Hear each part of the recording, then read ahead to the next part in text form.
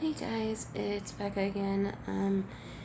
I just wanted to come back and give you guys some helpful tips on what happens when you lose your home. First of all, um, you have to let that feeling sink in, and it's gonna be there. You're gonna cry. It's okay to cry. Let it out and just cry your eyes out. Second of all, um, you have to get a game plan together, obviously. First thing that you can do is call 211. It is across the United States and Canada. It will give you referrals to shelters and other stuff like that. And that can help you get in the right direction. Second, if you have the money, find a cheap motel. Look for weekly look for weekly rates and see what you can find. You don't know.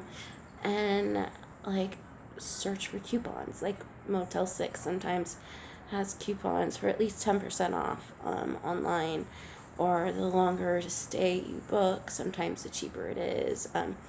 Over 7 nights.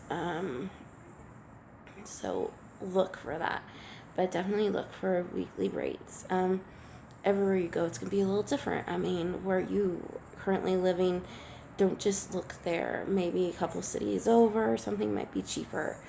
Like for us, we were living in Long Beach, but the cheapest weekly rate motel that we can find was in Buena Park. Even though there's 2 other Motel 6s in Long Beach, they are both more expensive by 10, 15, sometimes $20, depending on the day. So definitely look around. Second of all, third, here in Long Beach, California, we have a thing called a Multiservice Center. We had to go register there. It's a place where you can go and get a shower if you truly are living in your car or something. It's a place that can give you health care and stuff like that. But it's to help you going through all of this. You need to register with them. It's a very humbling experience, to say the least. It was hard walking in there and seeing people that I have previously given money to, or bought them food, or given them like small shirts or stuff like that. But it happens.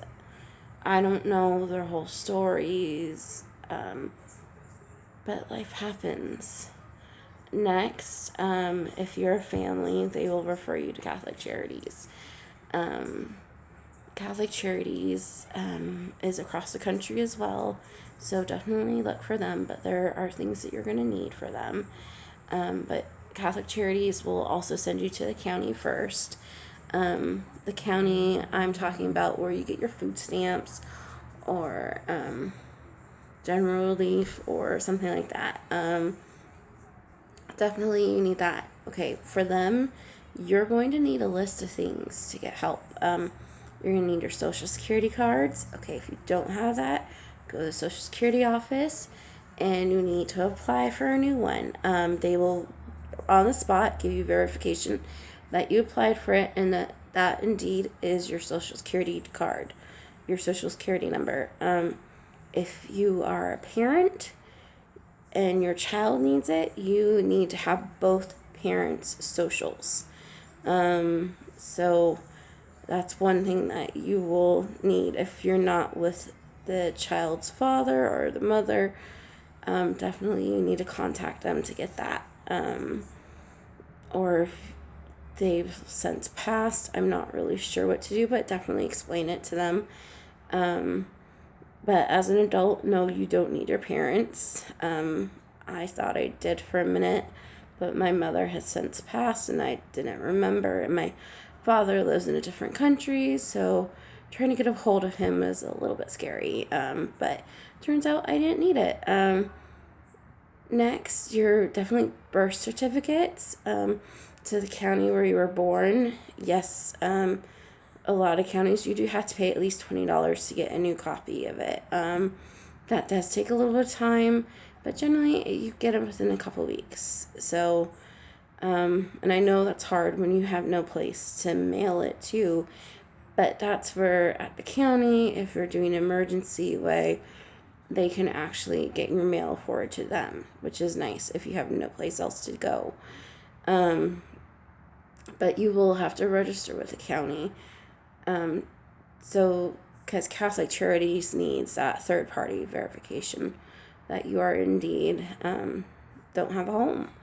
So, and if you're married, marriage license, car registration, any property that might be in your name, they'll need to know that in bank statements. They'll need all of that too.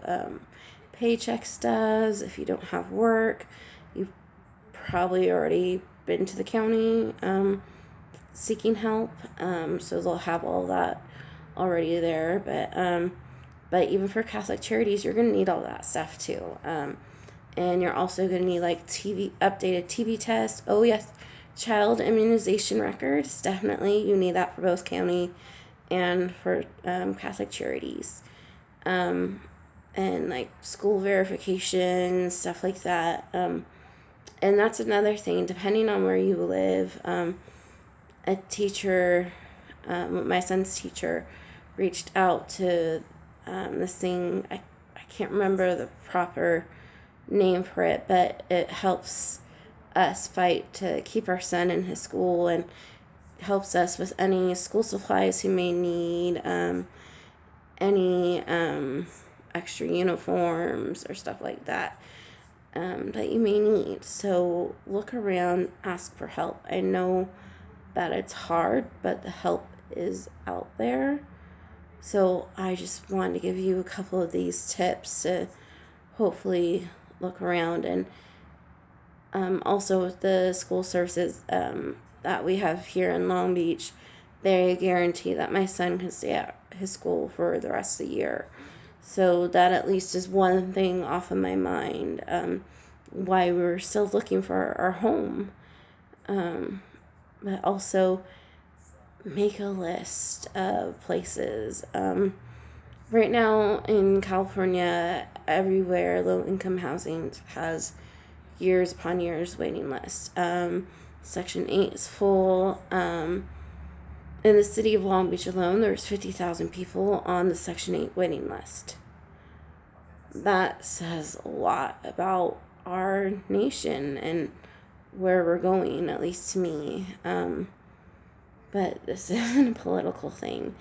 Also, reach out to Salvation Army, things like that, to see what you can do. Going through this, especially this time of year, is not easy. It's really hard. Waking up on Thanksgiving, and yes, I was in a hotel and I had a roof over my head. For that, I'm grateful. But it's hard because you don't have your home, you can't cook, and it's very hard for me, especially this time of year. My mother died 6 years ago, right after Thanksgiving, and it was about a month before my 30th birthday, and it was devastating to me. I miss her every day, and that's another thing with Christmas coming up. I'm just praying that we can give our son some type of Christmas. It may not be much, but he knows that we're trying our best right now for him. And it's just really hard because right before the Christmas is my birthday. All within 2 weeks goes my birthday, Christmas, my son's birthday. Oh, New Year's, then my son's birthday. And it's a very hard time. You just want to give everything to your child, but look for help. People are out there that are willing to help. I know it's embarrassing, and I know you don't want to tell people about it, but reach out. Let your friends know what's going on. Don't be silent. This is a growing problem in our country, and people think, oh, it's just this person. No, they aren't trying. No, it's not that they're not trying. Sometimes things happen to good people and we can't stop it. But these are just some helpful hints. I'll be back with hopefully more to talk about it. I hope that you guys find it helpful. If you have questions, please leave them below. We're still going through this too. But there's hope. There's hope. And remember that even though things may seem hopeless and you may feel like there is no God right now, because why would God let this happen? And I've thought that myself many, many times. I don't know why God has let this happen to me, but you have to hold on to faith, because once you give up on hope and faith, you lose everything. So that's all for tonight. I'm praying for you guys out there too, that you find a home. Just keep praying for us that we find a place too. I hope you all have a great night. God bless.